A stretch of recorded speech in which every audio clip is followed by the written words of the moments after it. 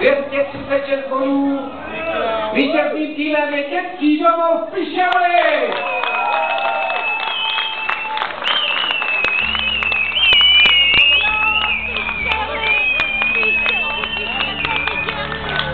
Někde v zákoutí se nám tady pro ně chovala tiskárna, kterou dostanou ještě ne, to pohár ještě chvíli, úzový pohár ještě byli stranou, až byli své. Necháme je na pódiu. Já se musím rozhlídnout, jestli tady máme zástupce ještě z Horního Slazkova.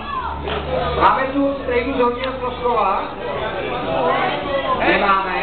Tak pozvůjte tu z Horního Lánova. Zůstaňte tady, nikam nám neodcházejte, zůstaňte na pódiu. A útočný pohár předá nástupce Dětského domova z Horního Lánova s Naďou Konvalinkovou a Jankem Ledeckým. Poprosím i cestu z Horního Lánova, jakožto domov, který měl tu čest mít celý rok tento útočný pohár, tento Stanley Cup Dětských domovů ve své moci, aby přišla s našimi milými domácími hosty předat vítězný pohár Pišely!